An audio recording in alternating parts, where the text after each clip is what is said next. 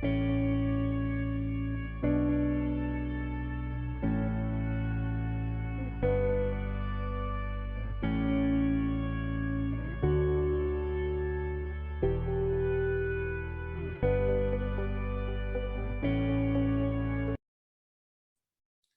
à tous. Professeur Moustapha, à vous la parole. Bonsoir mes chers confrères, bonsoir mes chers consoeurs. C'est un grand plaisir de reprendre les séries des webinaires de la Société marocaine de cardiologie avec aujourd'hui deux invités de marque, le professeur Abdul Khan et le professeur Carré. Je laisserai le soin à madame et monsieur les modérateurs de les présenter plus tard. Vous savez très bien les problèmes cardiovasculaires, les problèmes rythmiques que pose l'atteinte cardiaque au cours de la maladie Covid. Aujourd'hui, nous allons essayer de faire un petit peu le point, de cerner ces problèmes-là très rapidement. Et ensuite, nous allons débattre avec le professeur Carré un sujet d'actualité sur la reprise du sport après le Covid.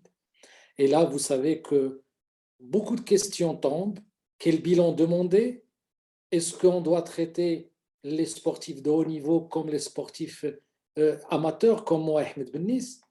Et donc, cela nécessite une mise au point. Et c'est pour cette raison que nous avons fait appel à un expert qui est le professeur Carré. Donc, je ne vais pas tarder. Je vous présente aujourd'hui les modérateurs.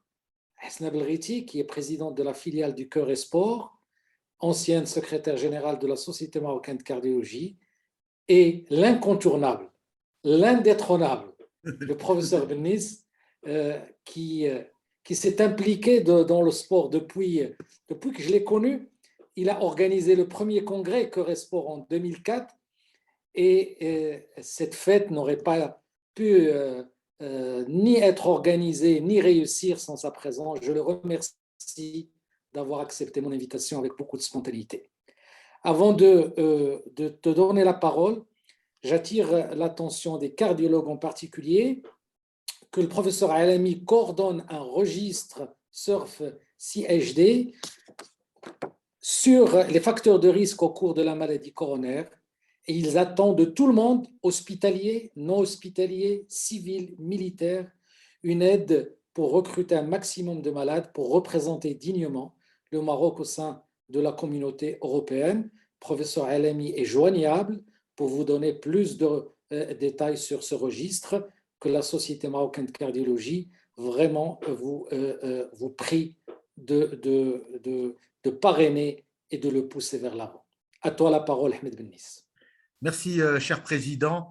Je suis honoré et vraiment très, très content. Tout d'abord, je voudrais présenter mes sincères condoléances à notre ami, le professeur Nawal Dormi, qui a eu la douleur de perdre son père. Et nous sommes de tout cœur avec elle. Et au ton nom et au nom de tous les cardiologues marocains, nous présentons nos sincères condoléances. Alors, et tout d'abord, c'est un moment extrêmement important et je voulais profiter de l'occasion pour féliciter le professeur Abdul Khan parce que le Sénégal est devenu champion d'Afrique.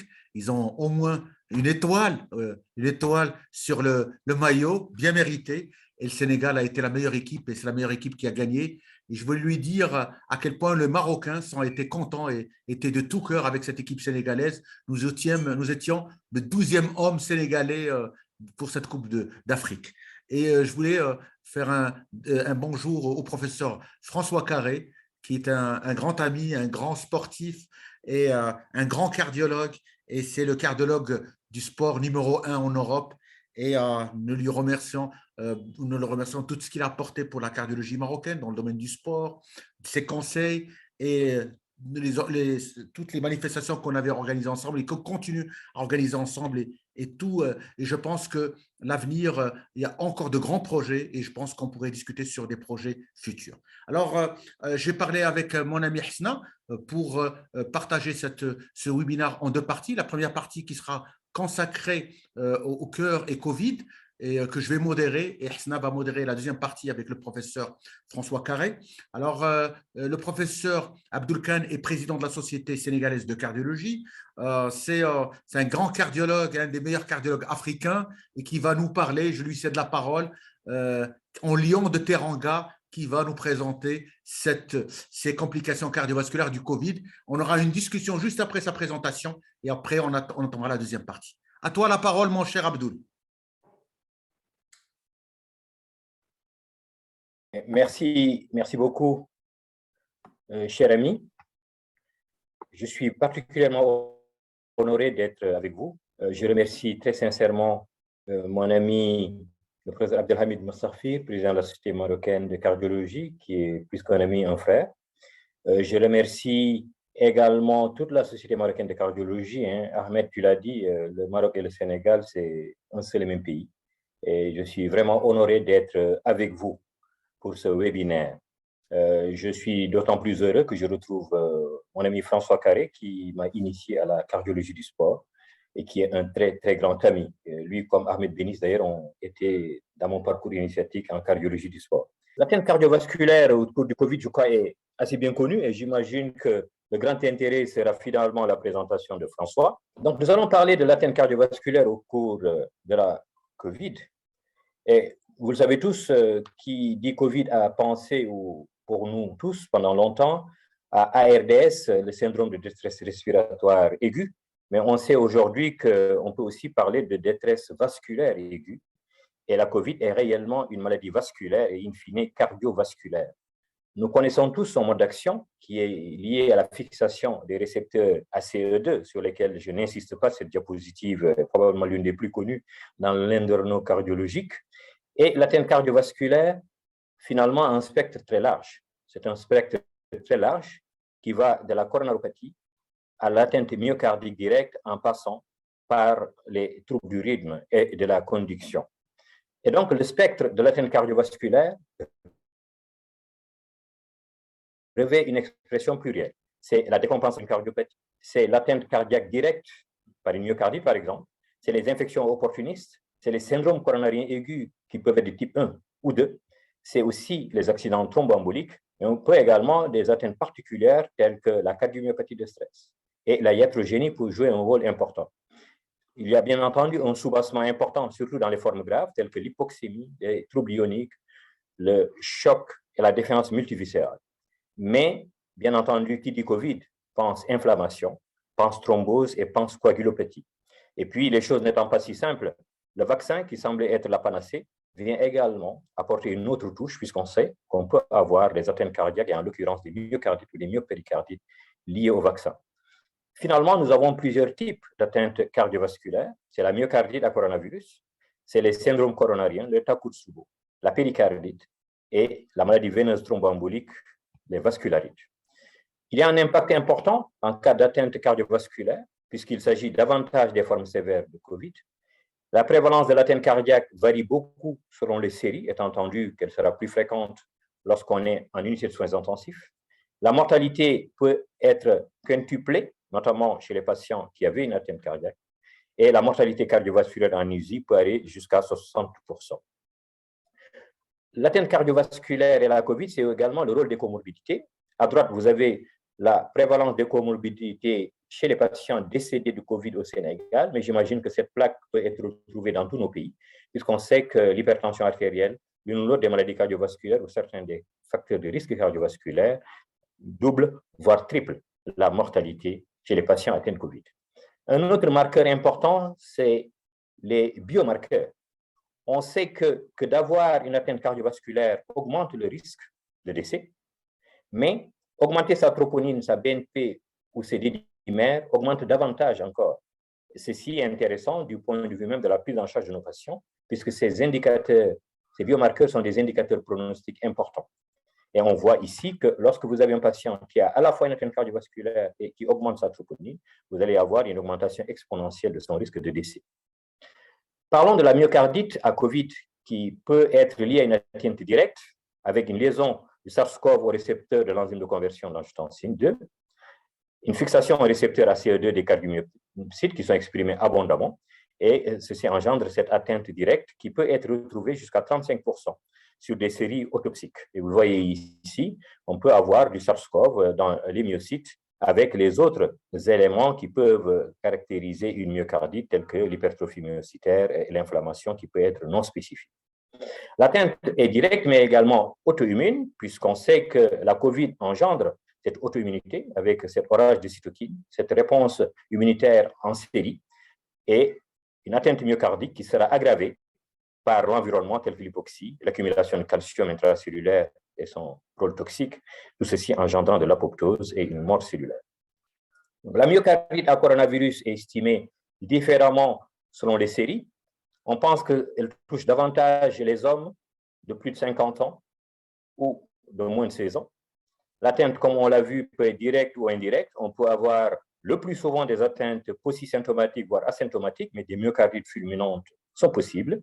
Les diagnostics, comme d'habitude, reposent sur les éléments cliniques, électrocardiographiques, échographiques, ce qui n'est pas simple dans cet environnement où on a beaucoup d'autres facteurs de confusion. Et l'IRM joue évidemment un rôle clé.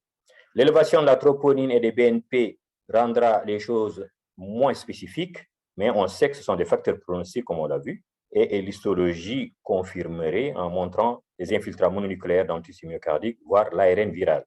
Vous voyez ici le cas de cette femme qui présente une myocardite, des troubles à repolarisation, on va dire, non spécifiques, ces infiltrats au scanner évocateurs de SARS-CoV, cette hypertrophie myocardique et puis ce rehaussement sous-épicardique témoignant d'une myocardite.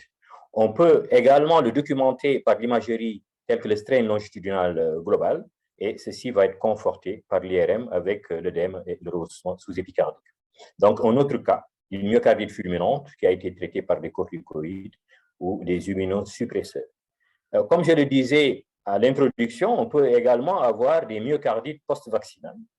Il s'agit d'une atteinte exceptionnelle avec un risque bien moindre que celui lié au COVID, avec des prévalences allant de 2 à 12 cas par million de doses, qui surviennent généralement entre le premier et le 5e jour de la deuxième dose de vaccin ARNM. Le sexe masculin, les sujets de moins de 30 ans sont les plus ciblés. On a généralement des formes mineures, davantage des formes mineures chez l'enfant et dans une moindre mesure chez l'adulte, mais dans tous les cas, les formes symptomatiques ou significatives sont plutôt anecdotiques. Et dans le suivi des patients, on a une restitution ad integrum et on a même, chez les patients, notamment les plus jeunes, on retrouve une atteinte myocardique qui est complètement réversible avec même un strain longitudinal qui redevient normal. Et donc, c'est juste rappeler ici, sur ces deux diapositives, à droite, ce qui peut arriver en cas de myocardite post-vaccinale, et ici, ce qui peut arriver lorsque la personne n'est pas vaccinée et a COVID. Donc, c'est juste rappeler que, bien entendu, le bénéfice du vaccin l'emporte largement et qu'il ne faut surtout pas avoir des craintes par rapport au vaccin comparé aux risques qu'engendre la COVID. On peut bien entendu avoir des syndromes coronariens aigus avec rupture de plaque. On sait qu'il s'agit d'une maladie très thrombogène. On peut avoir une thrombose sur les coronaires angiographiquement saines. Et de ceci d'autant plus qu'on a de l'hypoxémie, on a un orage cytokinique, un état de choc, toutes choses qui peuvent exacerber ce risque de coronaropathie. Et on voit ici une thrombose coronaire sur des artères coronaires qui sont, on va dire, plutôt normales. La COVID a fait peur à tout le monde et donc ce stress-là engendrant une décharge de catécholamine explique qu'on puisse avoir cette cardiomyopathie de stress un peu plus souvent dans ce contexte-là qu'en dehors du contexte COVID. Et on a donc cette décharge adrénergique accentuée par la fièvre, l'inflammation et le stress, tel que le cas de cette dame de 87 ans qui avait une peur bleue d'avoir la COVID et qui se retrouve avec donc cette myocardiopathie de stress avec cette ballonisation apicale. Les troponines qui augmentent, mais pas beaucoup. L'électrocardiogramme est très peu évocateur avec des ondes négatives et ces coronaires ici sont angiographiquement saines chez ces patients-là et l'aspect typique de ballonisation qu'on retrouve contrastant avec des artères coronaires normales. Donc, le syndrome de Takotsubo est une autre possibilité. On peut également avoir une péricardite, que ce soit dans le cadre d'une myopéricardite, d'une périmyocardite qui peut revêtir différents aspects. Et ici, on a également des cas de tamponnade qui ont été décrits. Ceci concourt à la survenue d'une insuffisance cardiaque qu'on retrouve jusqu'à 20% dans certaines séries, qui est associée à une forte mortalité, dont les mécanismes sont variés, décompensation d'une cardiopathie préexistante, atteinte liée au coronavirus, insuffisance cardiaque droite par hypertension artérielle pulmonaire, dans le contexte d'une pneumonie sévère, d'un syndrome de détresse respiratoire aiguë ou secondaire à une embolie pulmonaire. Le diagnostic est difficile puisque la dyspnée, évidemment, n'est pas si spécifique. Les BNT et NT-proBNP peuvent aider, mais encore une fois, peuvent ne pas être spécifiques là également. Et il peut être difficile de faire la part entre une pneumopathie ou une congestion.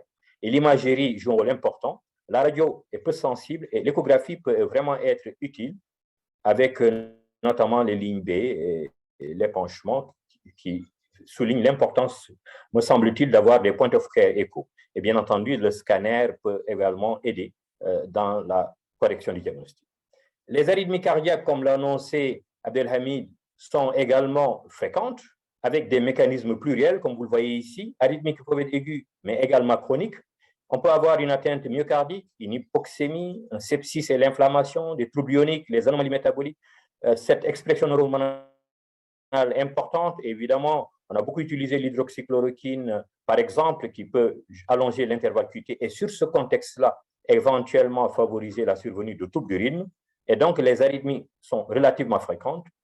Et j'en viens à la question de la prise en charge thérapeutique, qui a été un débat, mais un débat vite résolu, puisqu'on sait que le SARS-CoV interagit avec les récepteurs ACE2, et ce qui a posé la question de l'utilisation des IEC et des ARA2. Vous connaissez tous les études, et notamment BRAS Corona, qui a montré qu'il n'y avait absolument pas de doute qu'on doit poursuivre la prise en charge de nos patients en leur donnant ce qui est nécessaire, notamment les IEC et les ARA2, pour autant que ces molécules soient indiquées. Le traitement de l'insuffisance cardiaque, c'est d'abord l'évaluation correcte de la volémie et des comorbidités, ce qui n'est pas simple sur ce contexte. C'est la prudence dans le traitement diurétique. C'est attention à l'atteinte rénale et les troubles ioniques, notamment pour les IEC et les ARA2. Et on sait également que la digoxine, les antiarythmiques peuvent engendrer des effets pro-arythmiques. Et donc, c'est davantage faire jouer sa sensibilité des cliniciens et faire attention à certains pièges, mais la prise en charge reste à peu près superposable à ce qu'on a l'habitude de faire. Le traitement de nos patients atteints de COVID, je crois que François y reviendra, c'est bien entendu leur permettre d'avoir une réinsertion socio-professionnelle, une activité physique correcte. Je vous montrerai notre petit centre de réadaptation cardiaque. Il faut absolument encourager les patients, après une bonne évaluation, à avoir une bonne réadaptation. Et la réadaptation peut se faire à distance si nécessaire. Alors, je ne peux pas ne pas parler de l'état d'hypercoagulabilité, mais également de l'hypofibrinolyse qui caractérise le SARS-CoV-2, puisque c'est à la fois une thromboinflammation et une immunothrombose qui est associée à cette affection. Car on le sait, après la phase d'invasion virale, on a une hyperinflammation, une réaction immunitaire exagérée, entraînant des phénomènes prothrombotiques majeurs, si bien que les thromboses veineuses et artérielles, c'est 30 à 60%, surtout en réanimation, jouent un rôle pronostique important avec à peu près tous les tableaux cliniques, maladie thrombose, maladie veineuse thromboembolique, mais également artérielle. On peut s'aider de certains scores, mais qui ne sont pas aussi validés que cela. Les dédimères sont davantage un outil pronostique que vraiment un diagnostic, et c'est vraiment l'écho-veineuse et artérielle, l'échographie, l'angio-scanner, c'est-à-dire l'imagerie qui sont importantes. Je m'arrête un peu sur les dédimères, juste pour rappeler qu'on a vite fait, sur une augmentation des dédimères, de conclure à une possible maladie veineuse thromboembolique, mais c'est juste se rappeler que c'est plutôt un élément pronostique, mais ce n'est pas vraiment un élément diagnostique, et donc ce n'est pas vraiment recommandé pour établir le diagnostic. Il faut mieux recourir à l'imagerie lorsqu'on a une bonne suspicion clinique. Alors, les thromboses artérielles périphériques, pour vous montrer certaines images, c'est fréquent, c'est plus proximal, c'est plus étendu, et avec un risque d'amputation qui est plus important.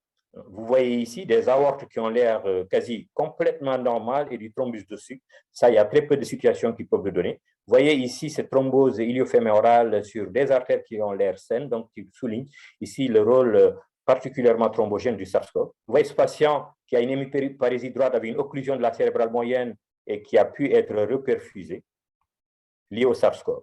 Et puis, bien sûr, quand on parle de thrombose SARS-CoV, on parle d'abord de la maladie veineuse thromboembolique, puisque l'un et l'autre sont de grands mystificateurs. C'est vrai que le SARS-CoV est une maladie protéiforme, mais l'embolie pulmonaire aussi l'est. Et donc, il faut vraiment se méfier. C'est deux situations qui engagent le pronostic. C'est deux situations assez souvent associées, et ce qui fait qu'on a un défi diagnostique, thérapeutique et de stratification du risque. Nous devons donc ajuster nos modalités diagnostiques, à tenir compte de l'état prothrombotique de la COVID dans la prise en charge thérapeutique. Nous avons à prendre en charge deux pathologies qui sont potentiellement graves et il faut à la fois protéger le patient et le professionnel de santé. Nous connaissons tous la triade de Virchow. Nous avons à la fois un facteur hémodynamique, pariétal et d'hypercoagulabilité. Ces trois facteurs se retrouvent dans la COVID, mais il y a plus que ça encore dans la COVID, puisque nos patients sous ventilation mécanique, qui ont sepsis, qui ont une urgence respiratoire, qui ont été sédatés, qui ont des cathéters centraux. On sait que les obèses sont plus volontiers atteints de COVID. Donc, ceci augmente de façon considérable le risque de maladie veineuse thromboembolique.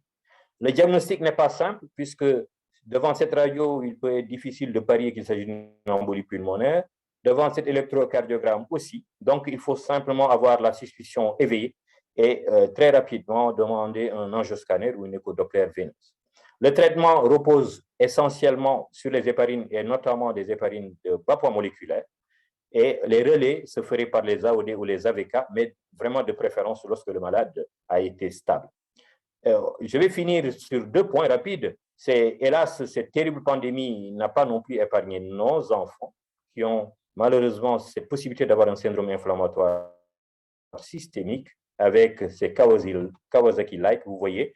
Ils ont des myocardites possibles, des atteintes myopéricardiques, mais également ces anévrismes des artères qui ont été particulièrement fréquentes. Et vous voyez ici combien on a une explosion de Kawasaki-like syndrome de 500% lors des...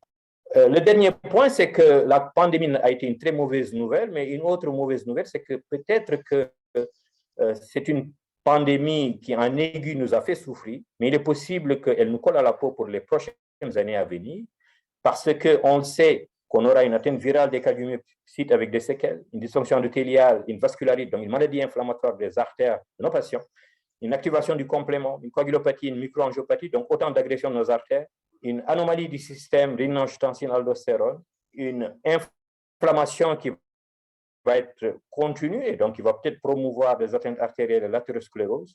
Et on a également cette activation des TGF-bêta qui pourrait favoriser de la fibrose et des séquelles. Et cela veut dire quoi? Cela veut dire, hélas, et un article paru il y a 1 ou 2 jours dans Nature Medicine nous le dit, voilà ce qui risque de se passer. Sur un recul d'1 an de nos patients SARS-CoV, on a une augmentation de 50 à 72% du risque de maladies cardiovasculaires, d'IDM et d'AVC. Donc, que seront nos patients devenus? Mais hélas, il est possible qu'on ait là des maladies chroniques, comme l'a montré d'ailleurs le SARS-CoV-1, 40% d'anomalies cardiovasculaires à 12 ans, 60% d'intolérance au glucose, 68% de dyslipidémie et peut-être des myocardico-pulmonaires. Donc, ça veut dire que est moyen et long terme. Et donc, pour conclure, c'est juste pour dire ne perdons pas de temps. Vaccinons nos patients, protégeons-nous, faisons attention. Et nous l'avons bien compris que le SARS-CoV, finalement, ça atteint tous les organes, c'est une maladie systémique. Et au niveau du cœur même, c'est une vraie maladie systémique qui touche le cœur et les vaisseaux avec vraiment une forme tout à fait protéiforme. Je vous remercie pour votre aimable attention. Bravo, professeur Khan, pour cette super présentation qui va certainement susciter un certain nombre de commentaires. Alors, j'ouvre le débat en te posant un certain nombre de questions qui sont posées par l'assistance. Est-ce que tu peux nous parler un petit peu du post-Covid et des complications cardiaques, ce qu'on appelle le Covid lent? Est-ce que ça existe? Est-ce que tu as des choses à nous rappeler sur les atteintes cardiaques du Covid lent?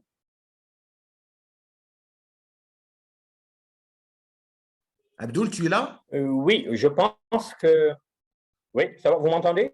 Oui, on t'entend très bien. Voilà, c'est bon. Oui, alors j'étais en train de dire que, alors on sait bien qu'on a beaucoup de patients qui, de façon globale, ont un ressenti d'asthénie et beaucoup d'autres symptômes hors symptômes cardiovasculaires. mais je rapportais justement cet article qui est paru là au mois de février de Nature Heart Failure, qui a regardé un peu ce qui se passe sur un recul d'1 an. Et c'est tout à fait intéressant ce qu'ils ont pu nous prouver. Ce qu'ils ont pu nous prouver, c'est que malheureusement, nos patients, et je vous invite à lire cet article, feront plus d'arythmie, feront plus de complications cardiovasculaires, et en particulier un peu plus d'AVC, un peu plus d'infarctus du myocarde, un peu plus de... Et donc, je pense que les patients qui ont eu un COVID, et je voudrais souligner d'ailleurs que ce sont des patients, pour beaucoup, qui n'étaient pas hospitalisés. C'est vrai que le fait d'avoir fait une forme grave, le fait d'avoir fait une forme sévère, d'avoir été hospitalisé augmente le risque, mais on sait que ça, c'est une minorité. Or, le simple fait d'avoir fait un COVID, même non hospitalisé, expose également à ces complications long terme. Donc, c'est ce que j'expliquais sur une de mes dernières diapositives. Il est probable qu'on ait sur le moyen long terme des complications cardiovasculaires. On l'a vu sur 1 an, parce qu'on n'a pas suffisamment de recul pour cette pandémie, mais sur quelque chose de similaire sur le SARS-CoV-1 précédent, sur 12 ans, on se rend compte qu'il y aura sûrement un impact cardiovasculaire qui peut être significatif. Je ne sais pas si j'ai répondu à la question. Tu as parfaitement répondu à la question. Et ça rejoint la deuxième question. Est-ce que tu demanderais systématiquement chez tous les patients COVID, quelle que soit la forme, des marqueurs comme troponine, NT-proBNP et D-dimer? Est-ce que pour toi, c'est systématique ou uniquement dans les formes graves? Alors, c'est un grand débat. Nous avons essayé, nous, société savante, de conseiller nos autorités. Oui, je dirais vraiment que dans les formes graves, parce que je ne sais pas ce que je ferais de D-dimer chez un tout venant. J'ai essayé de regarder la littérature pour donner l'exemple justement des D-dimer. Il se trouve que chez quelqu'un en ambulatoire qui a des D-dimer élevés, qui ne demande rien, si j'ai des D-dimer fût-elle élevée, les recos me disent rien du tout à faire, c'est-à-dire que je ne le traiterai pas, je n'en ferai rien du tout. Et ça ne me dit même pas qu'il faut aller faire une écho veineuse. Donc, je dirais plutôt que les D-dimers vont être encore une fois un marqueur qui stratifie mon risque. Moi, c'est comme ça que je le vois.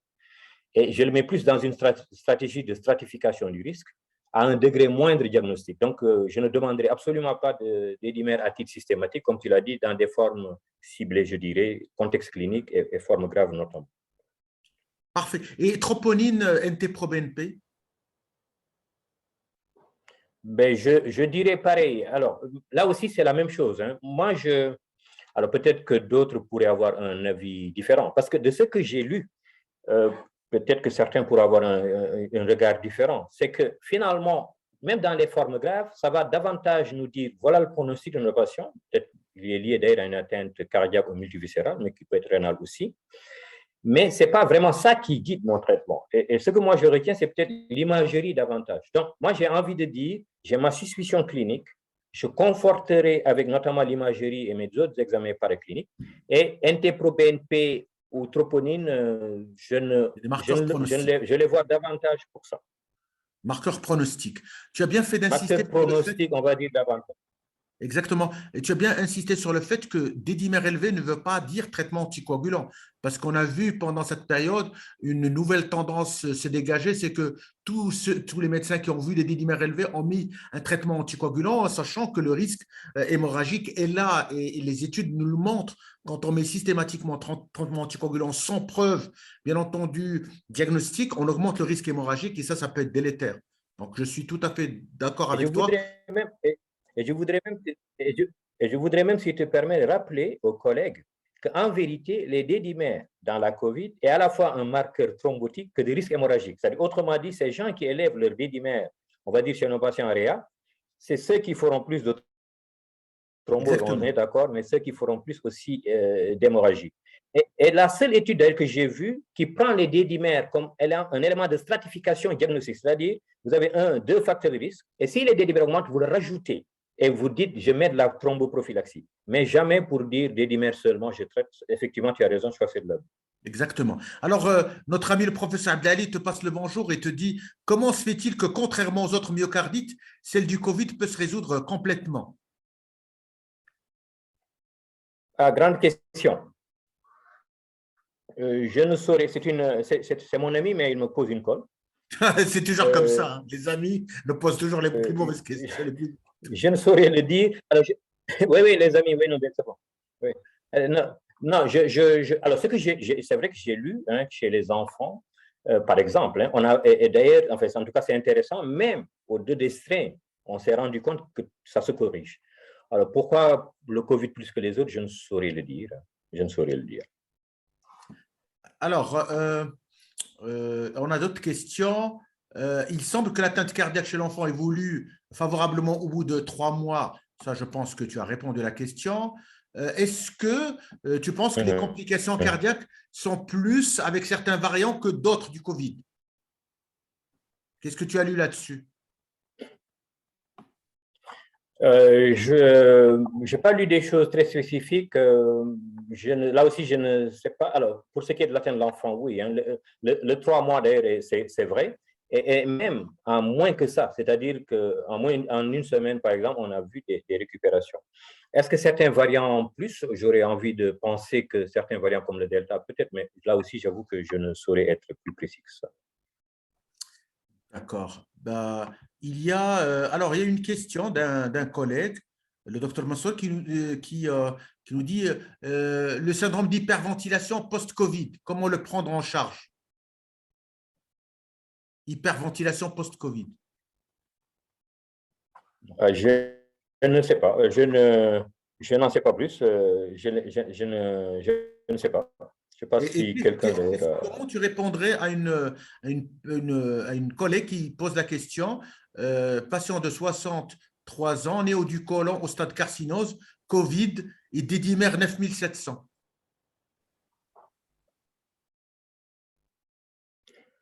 Alors, si la question c'est qu'est-ce que j'ai fait par rapport à la thromboprophylaxie, j'imagine. De toute façon, à partir du moment où j'ai Covid, j'ai carcinose, ce patient est éligible en principe à une thromboprophylaxie.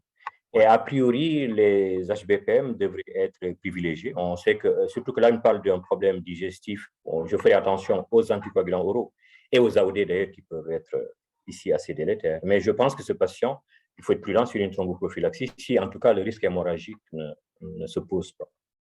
Alors, une autre question. Est-ce que tu es pour la prescription des anticoagulants systématiquement à titre préventif? Est-ce que tu mettrais des HPPM? Non, puisque sur les... On le fait, mais justement, alors je me souviens avoir fait la biblio dès le début sur les recommandations de la CCP qui faisait autorité. Ce que ces recours disent, c'est que finalement, vous avez un patient qui a fait un Covid, qui est en ambulatoire, qui n'a pas d'autres facteurs de risque, il n'y a pas vraiment de raison particulière.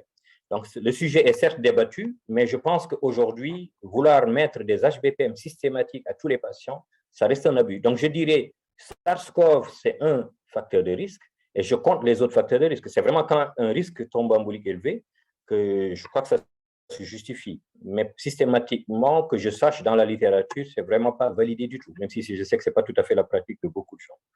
Bah, écoute, il ne me reste qu'à te remercier, Abdoul, pour ta super présentation et tu as été comme toujours brillant et je te félicite. Et sans plus tarder, je passe la parole à Hasna pour présenter le professeur François Carré. À toi la parole. Bonsoir tout le monde. Merci beaucoup, Merci. mon cher ami Ahmed, de m'avoir passé la parole. Merci au professeur Abdoul Khan d'avoir accepté cette invitation et bravo pour le magnifique topo qui a fait le tour de la pathologie cardiaque. Donc, on va rentrer dans le sujet du cœur, sport et Covid.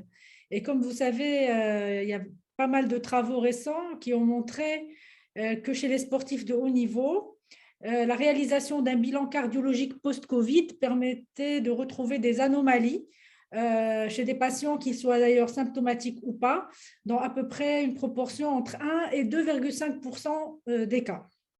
Donc, ce qui rend compte de l'importance de ce bilan cardiologique chez le sportif de haut niveau en post-Covid. Le débat qui reste à résoudre, c'est la question de l'IRM, puisqu'il y a aussi des travaux qui ont montré que l'IRM permettait de détecter beaucoup plus d'anomalies, jusqu'à 7 fois plus d'anomalies que le bilan cardiologique standard. Donc, les questions qui se posent à nous sont quelles sont les conséquences pronostiques des anomalies détectées chez les sportifs de haut niveau? Quelle est la stratégie d'exploration qui serait la plus efficiente à proposer? chez ces sportifs et comment et quand pourra-t-on autoriser la reprise de l'activité sportive en post-Covid chez les sportifs de haut niveau d'une part et aussi chez les sportifs amateurs qui sont nos patients de tous les jours. Donc, ça a fait pas mal de questions brûlantes auxquelles nous invitons le professeur François Carré à nous répondre. Je rappelle que le professeur Carré est cardiologue et médecin du sport à l'hôpital Pontchaillou à Rennes. Il est professeur de physiologie cardiovasculaire au CHU de Rennes. Il est président du club des cardiologues du sport et il est auteur de très nombreux ouvrages et publications de référence dans la matière. Donc, professeur Carré, au nom de la Société marocaine de cardiologie et au nom de l'ensemble des cardiologues marocains, je vous remercie d'avoir accepté cette invitation et je vous donne la parole pour traiter de la reprise sportive en post-Covid. Merci beaucoup pour votre invitation. C'est toujours un plaisir de me retrouver avec vous, hein, même si ce n'est pas en présentiel, et ce que je regrette, mais bientôt, j'espère, on va pouvoir reprendre nos bonnes habitudes. Avant de commencer, je vais d'abord mettre mon diaporama en plein écran. Je vais essayer donc, dans ce exposé, de répondre à peu près à vos questions, en sachant que ce n'est pas aussi simple que certains l'ont voulu faire croire. Tout d'abord, je veux quand même rappeler, mais Abdoul le sait très bien, que la victoire des Lions de la Teranga m'a fait d'autant plus plaisir, c'est que je suis sénégalais. Je suis né au Sénégal, je suis né à Dakar, voilà, donc je n'ai plus rien à vous cacher, et j'ai vécu longtemps mon enfance, toute mon enfance à Abidjan, donc je ne connais pas bien Dakar, je l'ai mieux connu en allant voir Abdoul qui m'a permis de le visiter, mais donc ça a été d'autant plus un grand plaisir pour moi de voir le Sénégal gagner pour la première fois, sa première fois pour lui, la Coupe d'Afrique des Nations. Bon, ceci étant dit, revenons à des choses moins importantes que la victoire du Sénégal, mais quand même importantes, qui est la reprise du sport après une infection par la Covid-19. Et je vous remercie encore très sincèrement pour votre invitation, qui me touche beaucoup, et surtout votre fidèle confiance. Donc, d'abord, est-ce que le Covid est un système cardiovasculaire, un tropisme particulier? Donc, après l'exposé très brillant d'Abdoul, je vais aller très vite. Et comme il vous l'a signalé tout à fait dans la dernière diapositive, ou une avant-dernière, la question qui se pose actuellement et que beaucoup d'auteurs des médecins internistes ont l'air de souligner, c'est qu'il est tout à fait possible que le Covid soit une pathologie de l'endothélium vasculaire, ce qui expliquerait cet aspect systémique de l'atteinte, mais qui pourrait nous faire comprendre pourquoi est-ce que autant d'organes sont concernés. Alors tout d'abord, le sportif est-il hypersensible au Covid? C'est la première question, parce que je ne sais pas si vous l'avez vécu, mais en tout cas en France, j'ai eu des collègues cardiologues du sport et même certains bons amis qui, dès que le Covid est arrivé, ont tiré la sonnette d'alarme en disant « Ouh là là là là là là, faire du sport pendant une période de pandémie virale, c'est quand même un risque important ». Et c'est vrai que je n'ai pas tout à fait partagé leur point de vue, parce que on a quand même des pandémies virales, hein, ou des épidémies virales lorsqu'il y a la grippe, tout au moins. Et puis on a eu d'autres infections virales qui se sont passées, en particulier en Guadeloupe, Martinique, Réunion, etc. Et on n'a pas vu particulièrement que les sportifs étaient concernés. Mais peu importe, ce que je voulais vous montrer quand même, c'est quand même très important, c'est que vous savez peut-être, ou certains d'entre vous savent que mon combat, c'est le manque d'activité physique réalisé par les populations. Et le Covid a confirmé une chose, il a confirmé surtout la chose que nos populations ne sont pas en très bonne santé. Nos populations ne sont pas en très bonne santé parce que si vous prenez sur la partie gauche de la diapositive ici, vous avez la capacité physique de messieurs, de dames qui sont hospitalisés pour un Covid. Et vous voyez que ceux qui sont le plus hospitalisés, ce sont ceux qui ont la moins bonne capacité physique. Alors que quand on a une capacité physique élevée, qu'on est un homme ou une femme, on est très peu hospitalisé. Donc, les formes graves concernent les gens qui ont la moins bonne capacité physique. Certes, ils ont des comorbidités, mais pas que. Ils ont en plus une capacité physique altérée. Deuxième élément, c'est que quand vous regardez les gens qui bougent, comme ici, c'est-à-dire qui font 150 minutes d'activité physique par semaine, ce qui est recommandé, et ceux qui ne bougent pas aux États-Unis, eh bien, ceux qui ne bougent pas, avec le Covid, il y a 2,4% de décès, et ceux qui bougent, il y a 0,4% de décès, 6 fois moins.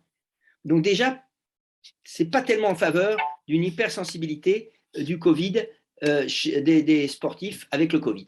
Alors après, on va nous dire, oui, mais quand même, quand on regarde le système immunitaire et l'exercice chronique, ce n'est pas si évident que ça. Alors, rappelons un petit peu les données que l'on a à notre disposition.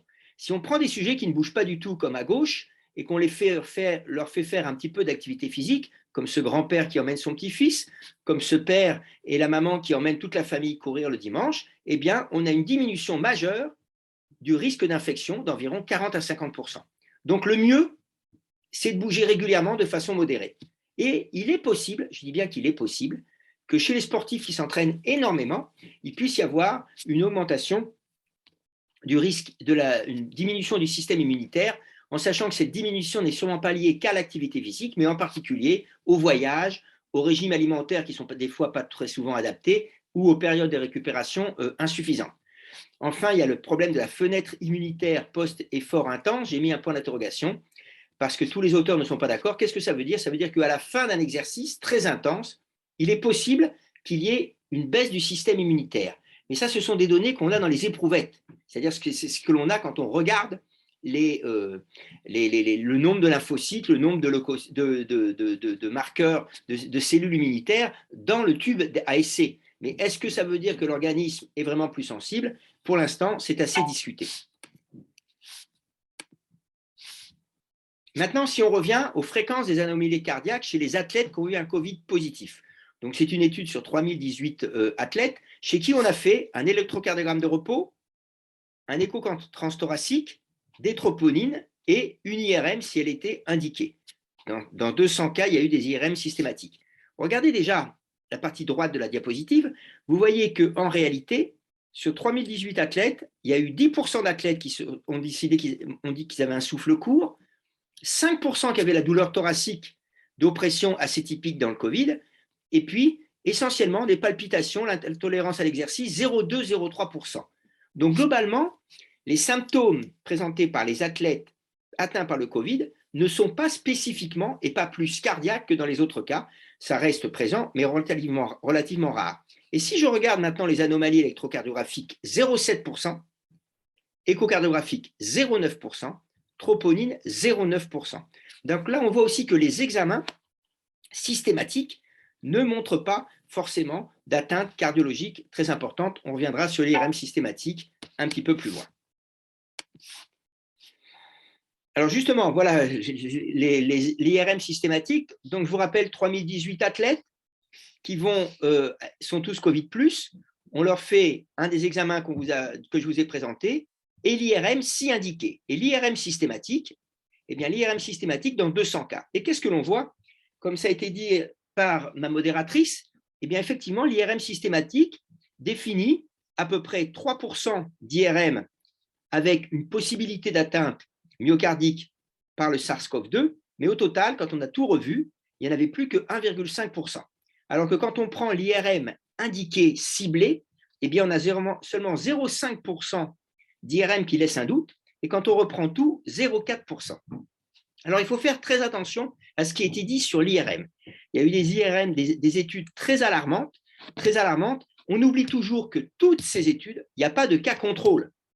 Et ça, c'est majeur. Pourquoi? Parce que l'IRM chez le sportif, des fois, nous fait découvrir des anomalies auxquelles on ne s'attend pas. Mais le problème du cœur d'athlète, c'est que anomalie ne veut pas dire pathologie. Et donc, conclure sous prétexte qu'on a fait beaucoup d'IRM à des sportifs qui ont eu le Covid, que ce que l'on voit est lié au Covid, ça, c'est quand même assez rapide et ce n'est pas vraiment scientifiquement très acceptable. Il y a une seule étude, à ma connaissance, qui n'a pas encore été publiée, qui a été faite par nos collègues de Bordeaux, où ils ont pris les rugbyman français. Tous les Covid ont eu une IRM, mais en face, ils ont mis des rugbyman qui n'avaient pas eu le Covid, mais à qui on a fait l'IRM. Eh bien, il n'y a aucune différence entre les deux groupes. Les résultats ne sont pas publiés. Donc, ça veut dire simplement que, et là, je rejoins un petit peu ce que disait Abdoul précédemment, faire des examens systématiques, je ne crois pas que ce soit vraiment la bonne médecine. La médecine doit faire des examens biologiques ou des examens morphologiques basés sur la clinique. Et je crois que la clinique ne doit pas être oubliée parce qu'on se retrouve des fois avec des résultats anormaux et on ne sait pas quoi en faire. Donc, je crois qu'il faut toujours réfléchir avant de proposer systématiquement des examens. Alors, même chose si je reprends des athlètes professionnels dans les sports collectifs et qu'on regarde la prévalence de cardiopathie inflammatoire avant de reprendre du sport. Donc, ils sont Covid positifs, on veut leur faire reprendre le sport, mais avant, on fait un bilan pour voir combien il y a de cardiopathie inflammatoire. Donc, il y a 800 athlètes Et qu'est-ce que l'on voit? La plupart des athlètes, vous voyez, étaient asymptomatiques ou polysymptomatiques. Il y a eu 0,6% des cas, 5 athlètes, chez lesquels on a trouvé des petites modifications inflammatoires, 3 qui pouvaient évoquer une myocardite et 2, une péricardite. Donc, on voit quand même que l'atteinte cardiaque chez ces athlètes reste relativement rare. Alors là, on a parlé des athlètes professionnels. Regardons dans les athlètes amateurs. Et on a regardé la prévalence des atteintes cardiovasculaires. Donc là, c'est 90, une population un petit peu plus petite, 24, plus ou moins 10 ans. Et la majorité, encore une fois, 80%, sont possi ou asymptomatiques. Qu'est-ce qu'on leur a fait comme bilan? L'examen clinique, l'électrocardiogramme de repos, l'échocardiogramme de repos, une épreuve d'effort avec analyse des échanges gazeux et un Holter de 24 heures. Et donc, à partir de tous ces examens, qu'est-ce qu'on a remarqué? Qu'il y avait 3,3%, donc peut-être un tout petit peu plus que chez les sportifs précédents, mais il y a une population moins grande, avec une myopéricardite et 2 péricardites. Et dans 97% des cas, comme on le voit ici, aucune complication cardiologique. Donc, globalement, on peut dire que chez le jeune sportif sain, professionnel, c'est aux alentours de 0,5-0,6%. Athlète amateur, c'est plutôt au maximum 3,3% d'atteinte cardiaque potentielle post-Covid. Donc, quand demander une IRM chez un athlète Covid, moi, j'aurais tendance à reprendre ce papier, cette revue qui a été faite récemment par des collègues américains qui nous avaient dit, quand on regarde un petit peu la place de l'IRM, il y a un petit mot sur l'athlète que je vous ai grossi ici. Ben donc, on va prendre les recommandations que je vais vous présenter sur la reprise du sport. Quand et seulement quand le premier bilan montre des anomalies, il faut faire les premiers tests qui sont l'électrocardiogramme, l'échocardiogramme et ou la troponine. Mais pour eux, ce n'est pas systématique chez les athlètes. Et l'IRM chez les athlètes doit être réservée pour ceux qui ont une anomalie lors de ces 3 premiers tests.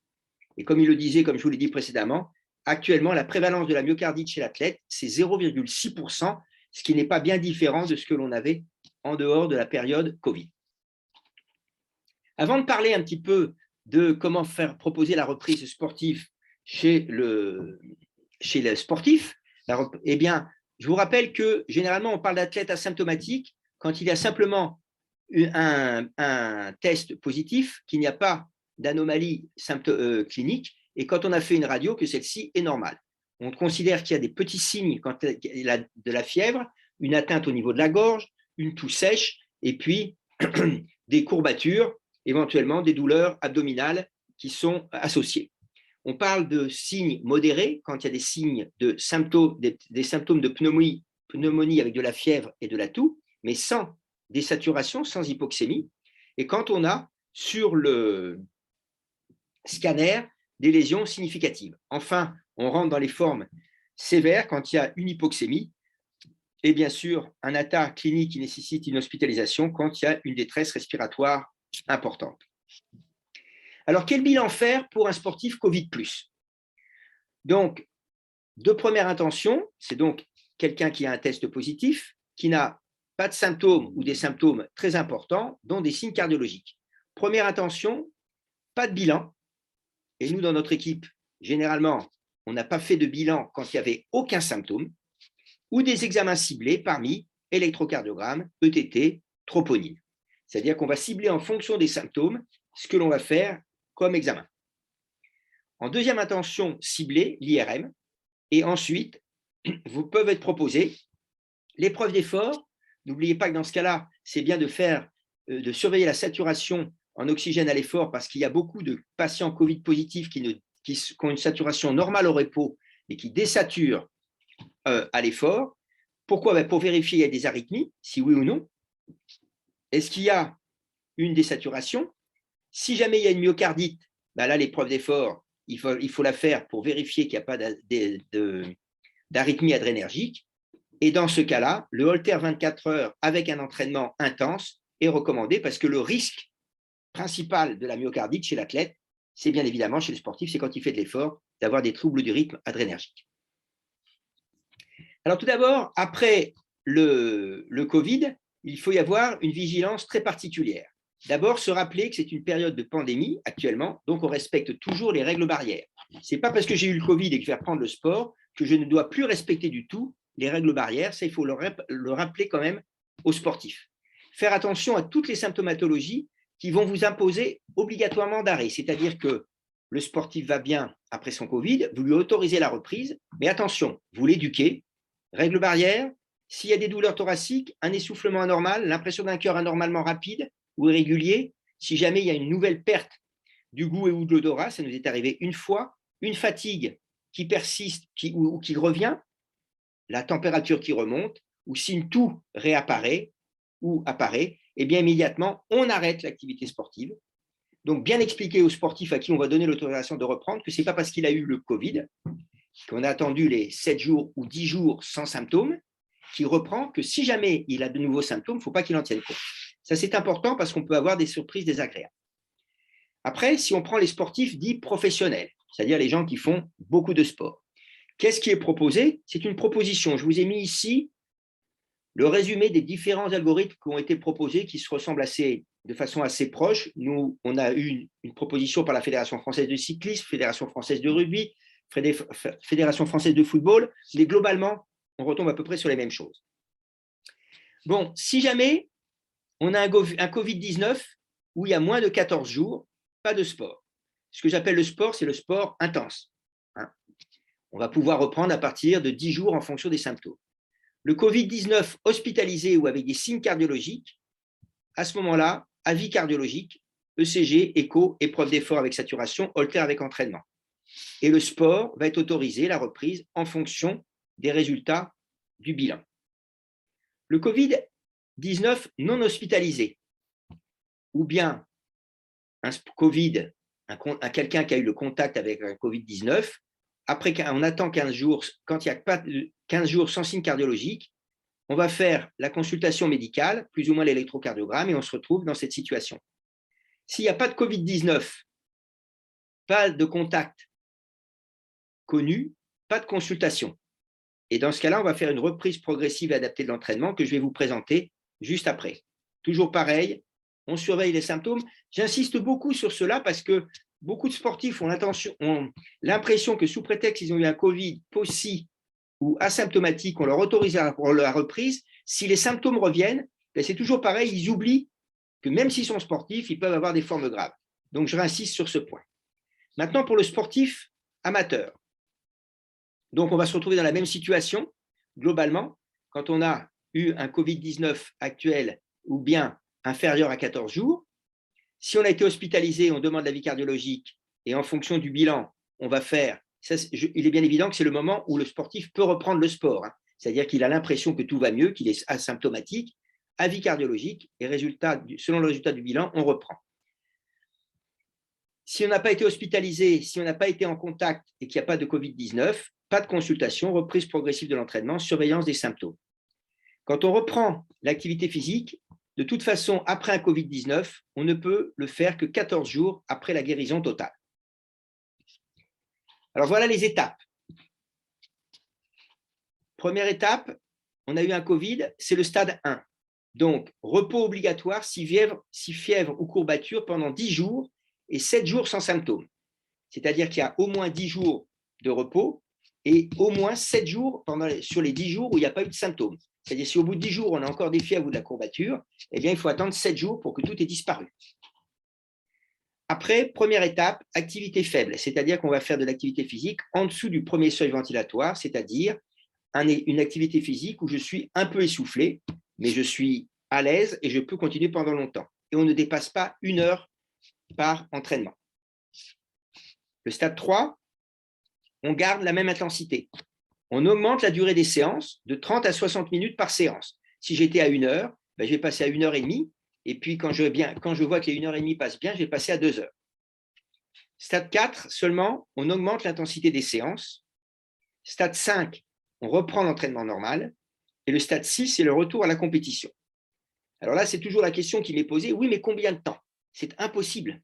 Impossible de donner pour tous les sportifs la durée de chacune de ces étapes. C'est pour ça que j'ai rajouté durée de chaque stade variable Et normalement, la reprise de la compétition se fait après 3 semaines à plusieurs mois selon l'évolution. Donc, ça dépend vraiment des cas.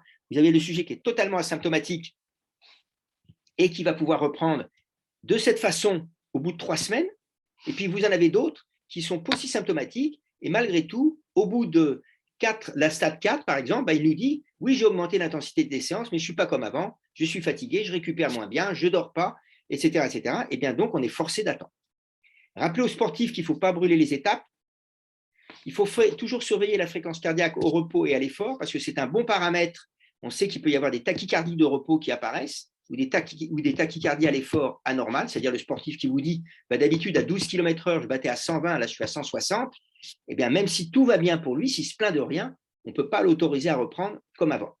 On peut aussi se baser sur les sensations et les symptômes avec l'échelle de Borg. On leur demande de situer de 0 à 10 leur symptomatologie et se rappeler que dès qu'il y a un symptôme qui apparaît ou qui ne disparaît pas complètement, si jamais quelque chose réapparaît plus exactement, on arrête le sport et on a la consultation médicale. Alors, une autre question à laquelle on ne se pose pas souvent, mais c'est un tort, c'est la reprise du sport après un Covid-19 chez quelqu'un qui n'était pas sportif. Parce qu'on a des maladies, des patients qui ont des maladies chroniques, et ces patients, eh bien, ils peuvent reprendre l'activité physique adaptée ou une activité physique sportive de loisir. Donc, il faut savoir que dans ces cas-là, on va respecter toujours une maladie chronique stable, c'est-à-dire qu'il faut être sûr que la maladie est stable. Le mieux, c'est de l'encadrer au début, c'est-à-dire de lui donner un programme, si possible, surveillé. On y va très progressivement et on va toujours bien lui expliquer qu'on repart de zéro, même si s'il avait fait de l'activité physique adaptée pendant des mois avant, on repart de zéro et on les suit. À l'inverse, vous avez la personne qui n'a pas de maladie chronique, mais qui veut reprendre l'activité parce qu'il s'est rendu compte, le Covid-19 lui a montré qu'il n'était pas en bonne santé, que vraiment, ça avait été dur pour lui de récupérer, et il se dit, quand même, il faudrait que je reprenne. Donc, on est en prévention primaire, et donc à ce moment-là, on va lui donner les mêmes conseils habituels, c'est-à-dire, on ne fait pas n'importe quoi, on reprend progressivement, etc. Dans tous les cas, en particulier dans les maladies chroniques, il faut faire un bilan médical pré-test. Est-ce qu'il faut faire l'électrocardiogramme? Ça va dépendre un petit peu des symptômes. Est-ce qu'il y a une épreuve d'effort justifiée? Idem. Quel est l'intérêt de l'épreuve d'effort? Qu'est-ce que va vous apporter l'épreuve d'effort? Faire une épreuve d'effort systématique, ça ne veut rien dire. Des fois, une épreuve d'effort est normale, alors qu'il y a quand même quelque chose de sous-jacent. Et si par contre, il y a des symptômes, en particulier une anomalie au niveau du souffle, il faut faire une épreuve d'effort avec une analyse des échanges gazeux en sachant que l'activité physique de type adapté, c'est toujours d'intensité modérée, c'est-à-dire qu'on va respecter un essoufflement modéré. Alors bien sûr, la question qui est en train de survenir, c'est la vaccination et le sport. Alors, je vous ai remis un article récent, il y en a deux d'ailleurs de la même équipe, une équipe anglaise, qui a regardé sur à peu près 250 athlètes qui ont été vaccinés, les symptômes qu'ils ont présentés. Et donc, après la première vaccination et après la deuxième vaccination. Et qu'est-ce qu'on regarde? C'est que, globalement, quand on regarde la prévalence, les gènes les plus fréquentes qui ont été observées, ça a été les douleurs au niveau de l'estomac ou un problème de diarrhée. Mais vous voyez qu'autrement, il y a des douleurs au niveau du bras, mais enfin ça, je pense que chaque vaccin, quand le vaccin de la grippe, ça le donne aussi. La fatigue, 30% des cas. La fièvre, il n'y en a pas eu pratiquement de signalé, ou les frissons non plus. Les douleurs musculaires, dans 15% des cas. Et vous voyez qu'on a à peu près, peut-être après la deuxième vaccination, un peu plus de douleurs musculaires qui est apparue et un tout petit peu plus de fatigue. Donc, globalement, on n'a pas eu beaucoup chez les sportifs, bien évidemment, là je ne vous parle que de sportifs qui sont vaccinés, de symptômes secondaires. La grande question qu'il y a et qui nous est rabattue souvent, c'est le problème des myocardites. Donc d'abord, je crois qu'il faut bien expliquer que vu les symptômes que vous avez vus précédemment, on ne peut pas faire son vaccin 5 jours avant la finale de la CAN. Ce n'est pas raisonnable. Comme on ne peut pas faire le vaccin 5 jours avant le départ du Tour de France. Quand un sportif de haut niveau qui s'entraîne beaucoup veut se faire vacciner, ce que je lui conseille toujours, eh bien, il faut qu'il le programme et non pas qu'il le fasse à la va-vite. Pourquoi? Parce que si jamais il a des douleurs musculaires pendant les 8 jours qui suivent et qu'il a une compétition ou des séances d'entraînement importantes, il ne pourra pas les faire. Il ne faut pas demander au système immunitaire de se défendre contre le vaccin, de répondre au vaccin et en même temps de répondre à des séances d'entraînement ou à une compétition importante. Ça, je crois qu'il faut bien le répéter aux sportifs parce qu'après, on fait reporter sur le vaccin des tas de symptômes qu'on aurait pu prévoir si jamais on l'avait programmé à un autre moment. Ensuite, reprenons quand même le problème des myocardites. Avant la Covid-19, l'incidence annuelle de la myocardite, c'était à peu près 1 à 10 cas pour 100 000. Et regardez, parce que ça, c'est quelque chose que je n'avais pas en tête. C'est surtout les hommes de 18 à 30 ans et plus souvent des hommes actifs et en bonne santé. C'est-à-dire que les myocardites qui survenaient en dehors des infections, des périodes d'épidémie, eh bien, ça concerne les hommes de 18 à 30 ans, donc jeunes, et plutôt des gens, pas forcément sportifs, mais qui bougent et qui sont en bonne santé. Donc, il faut retenir tout ça avec le système immunitaire et l'activité physique. Maintenant, on regarde après l'infection au Covid. Alors là, c'est 146 pour 100 000. Donc oui, Abdoul nous en a parlé, le Covid favorise la survenue des myocardites. Mais ça reste 146 pour 100 000. Et là, c'est surtout les hommes après 50 ans et les enfants de moins de 16 ans. Donc, pas du tout la même population qu'en dehors du Covid. Maintenant, voyons après le vaccin. Après les vaccins à ARN messager. Les risques de myocardite et de péricardite surviennent généralement dans les 7 jours post-vaccination. Vous avez remarqué quand même qu'il n'y en avait aucun chez les 250 vaccinés que je vous ai parlé précédemment anglais. Le risque de myocardite, c'est 0,3 à 5 cas pour 100 000. C'est-à-dire que ce n'est pas plus élevé qu'avant la Covid, qu'en dehors d'un épisode épidémique. C'est surtout les personnes entre 12 et 50 ans. Donc, vous voyez, ce n'est pas la même population que dans la myocardite classique. Et c'est surtout les jeunes de 12 à 29 ans.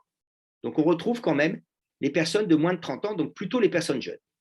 Ce qui est quand même important, c'est qu'en France, je n'ai pas retrouvé de papier montrant le contraire, mais peut-être qu'il y en a.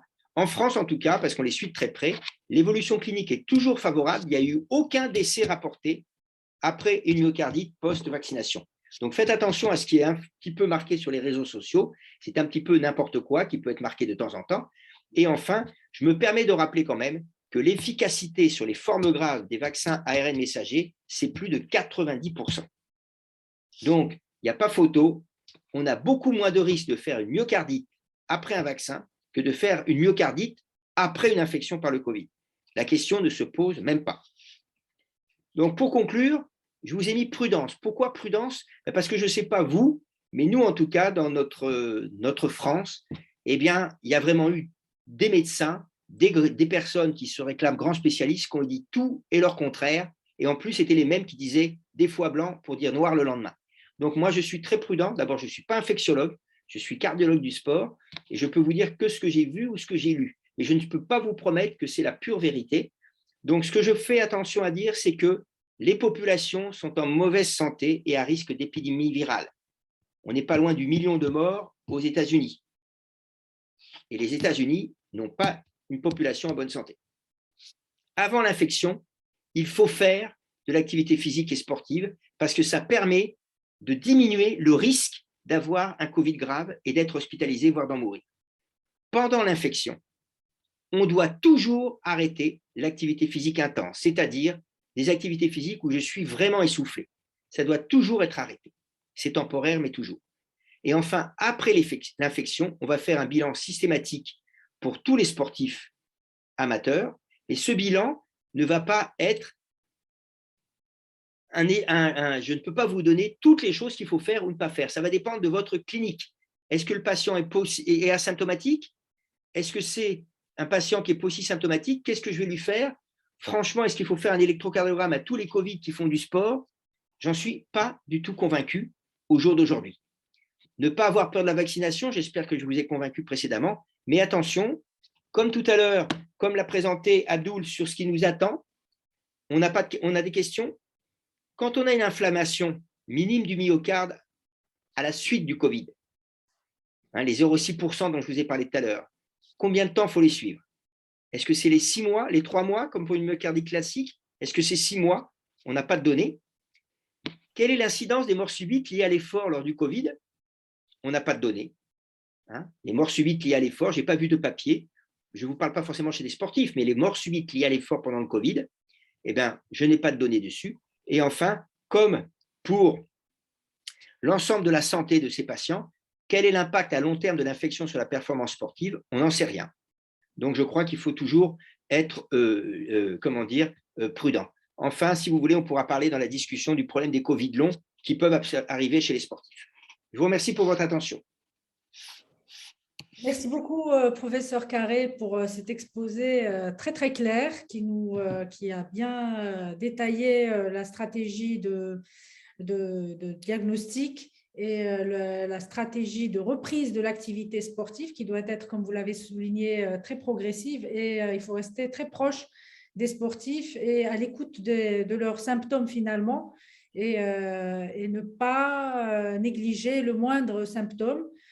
Il y a des questions qui ont été posées parmi donc les personnes qui ont écouté cette présentation. Et la question que je voulais vous poser, moi, personnellement, c'est par rapport au Covid long. Est-ce que vous avez plus de proportions de Covid long chez les sportifs que chez les non-sportifs ou moins? Vous avez tendance à avoir moins de Covid long chez les sportifs. Est-ce que vous pensez que le sport peut protéger contre une forme longue de la Covid? Alors, ce que j'ai, c'est que j'ai beaucoup de sportifs asymptomatiques ou paucisymptomatiques. J'ai des sportifs avec des Covid longs. Je me souviens d'un marathonien qui était, certes, il ne faisait pas 2h20 au marathon, mais c'est quelqu'un qui faisait 3h30 et qui, 6 mois après son Covid, avait du mal à porter son bébé de 7 mois sur plus de 100 mètres dans les bras. Donc, lui, il avait un Covid long. J'ai un militaire des forces spéciales, donc vous savez, ceux qu'on envoie dans des endroits très difficiles. Donc, c'est quelqu'un de très fort. Pareil, après 8 mois, en plus, il a eu des troubles cognitifs. Donc, je dirais globalement que j'ai l'impression qu'il y a moins de sportifs. Nous, on a mis en place une unité de Covid long pour prendre en charge. Alors, on a un biais parce que, pour prolonger la réponse à votre question, les gens qui viennent nous voir avec des Covid longs, c'était des gens très actifs. Ils n'étaient pas sportifs, pas tous, mais ils étaient très actifs et ils se sentent pénalisés parce qu'ils ne peuvent pas reprendre l'activité physique. Alors que les gens qui ne bougeaient pas avant, pour des Covid longs, ils ne viennent pas me voir. Parce qu'ils ne bougeaient pas avant, ils n'ont pas envie de bouger après. Donc, pour eux, bien évidemment, ils ne voient pas pourquoi ils viendraient me voir. Hein? Donc, voilà, je dirais globalement, je n'ai pas l'impression qu'il y ait plus de sportifs avec les Covid longs. Mais le biais que j'ai chez les gens actifs, c'est que ceux qui ne sont pas actifs qui ont des Covid longs, on est quand même à 10 à 20% de Covid longs selon les études, quand même. Oui, ça fait une bonne... Donc, c'est quand même assez impressionnant. Et sur le Covid long, je crois qu'il ne faut pas forcer les gens. C'est-à-dire que quand le sportif qui a le Covid long, faites attention, il va se comparer à comment il était avant le Covid. Et moi, tous ces sportifs-là, enfin les 2-3 que j'ai en tête, la seule chose qu'on a fait, c'est qu'on a appuyé sur le frein.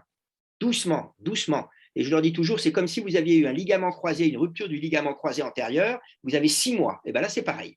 Donc, pendant 6 mois, on va y aller tout doucement, parce que je ne sais pas. Si vous en faites trop, peut-être que ça va relancer le virus, je n'en sais rien. Donc, il faut être prudent. Prudence avec le Covid long chez les sportifs. Merci beaucoup.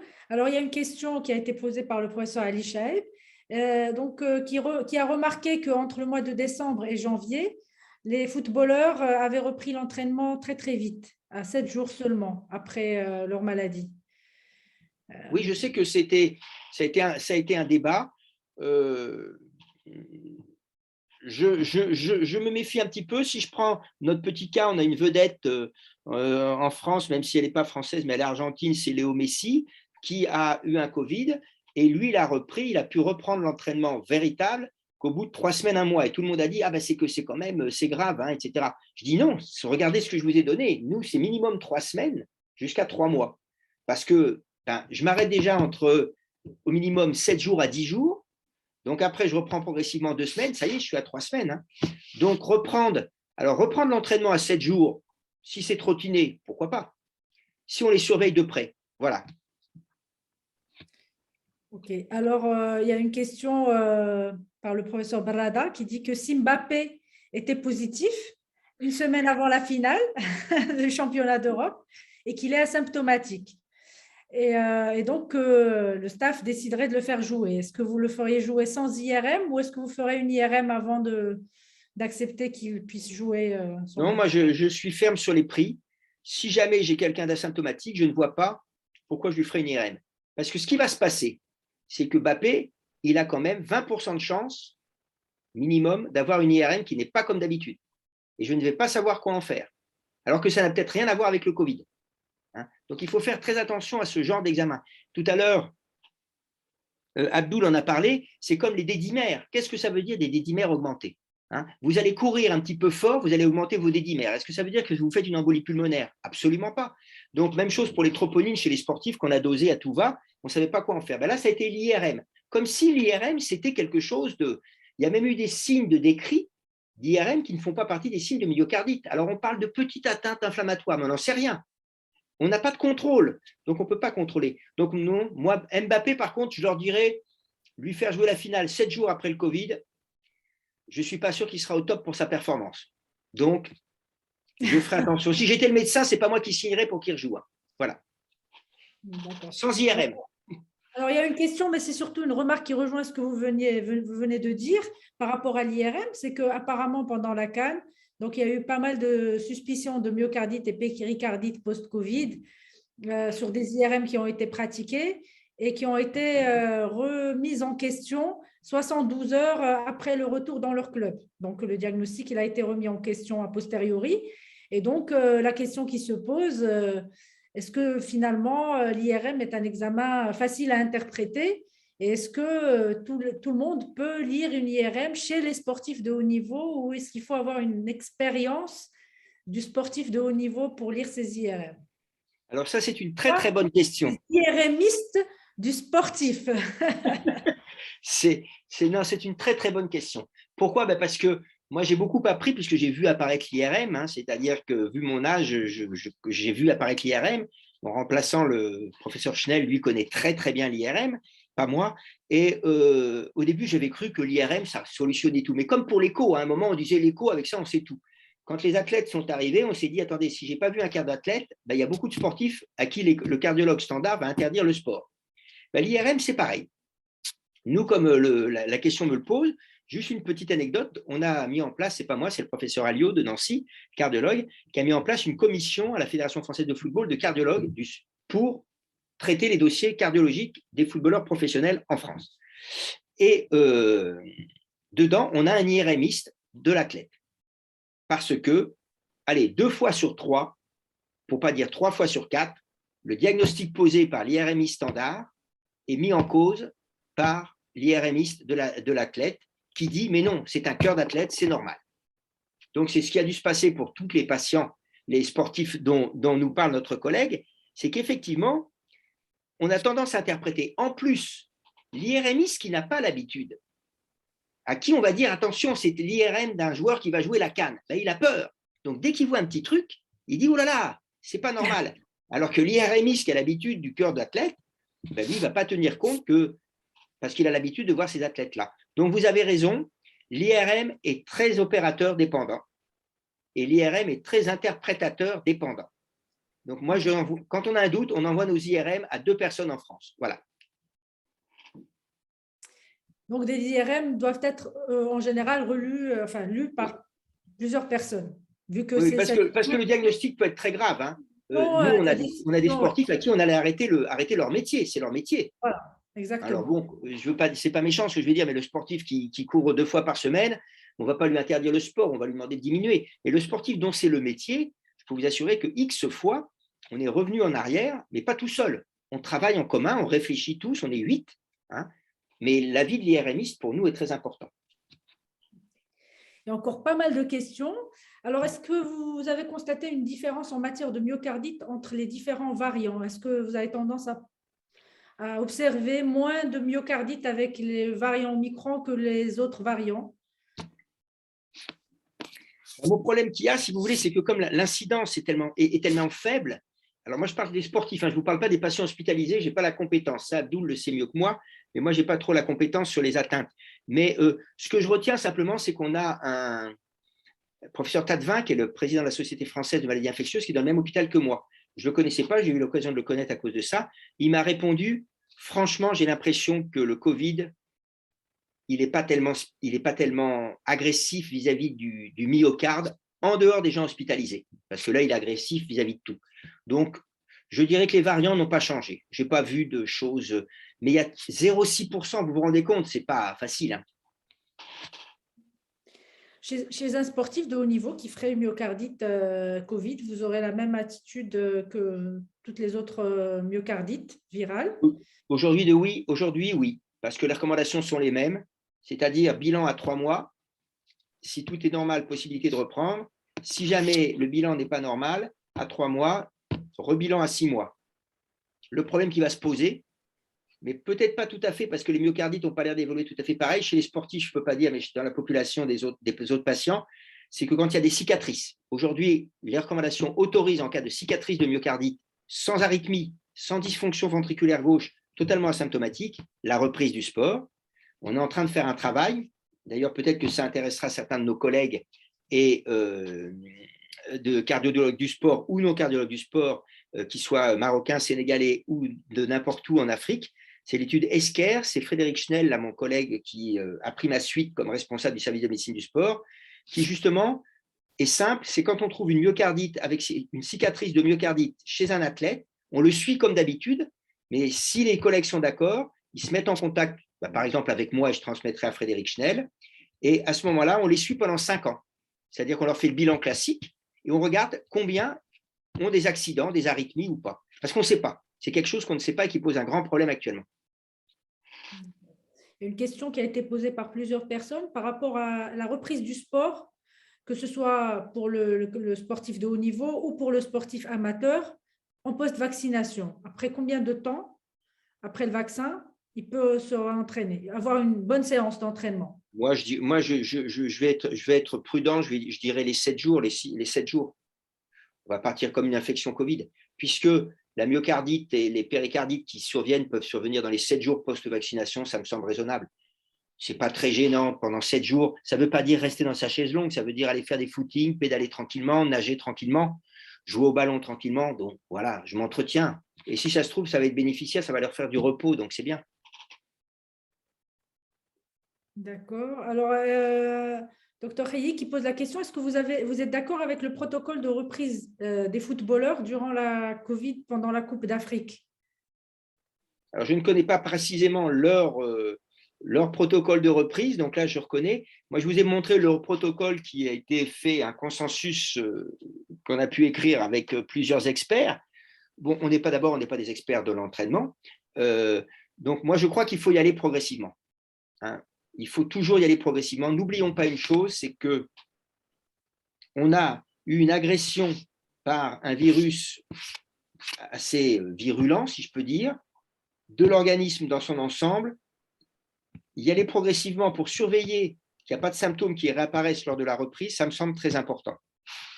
Donc, ça ne sert à rien parce que vous savez, des fois, on fait rejouer les sportifs pour la CAN et ce qu'on oublie, c'est qu'il y a toute la saison derrière et qu'après, ils ne vont peut-être plus rien faire. Alors, je sais bien, ils auront fait la CAN. Et c'est pareil pour la Coupe du Monde, je vous dirai la même chose, ou la Coupe d'Europe. Je crois quand même qu'il faut penser au sportif. Le sportif, il a une vie derrière et il ne faut pas la perturber. Alors, encore une ou deux questions. Par rapport à l'enfant qui n'exprime pas correctement les symptômes, est-ce que vous êtes plus large dans les indications des examens paracliniques avant la reprise du sport? Et pour l'adolescent aussi, est-ce qu'il y a des précautions particulières avant la reprise du sport chez l'adolescent? Alors, ça, c'est quelque chose qui n'a pas été traité à ma connaissance, que je n'ai pas vu.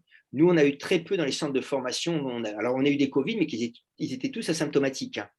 Donc, on ne s'est jamais trop posé la question. Moi, j'aurais tendance à redonner le même protocole et je reste assez ferme.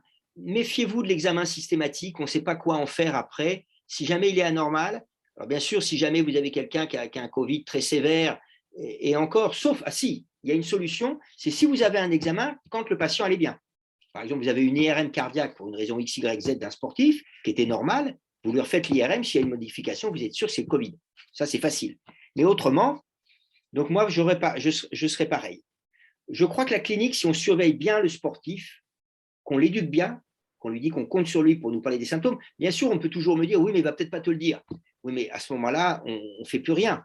Donc non, moi, là, ce n'est que mon avis, je garderai le même système. Examen clinique, éventuellement électrocardiogramme, et je m'en contenterai là. Merci beaucoup, professeur Carré. Je pense qu'on va clore cette session de questions et je vais repasser la parole à professeur Moustafir pour le mot de la fin.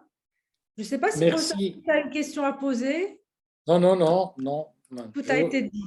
Tout a été dit. Merci François pour vraiment ta présence, pour ta réponse à mon invitation. J'espère te revoir très bientôt au Maroc.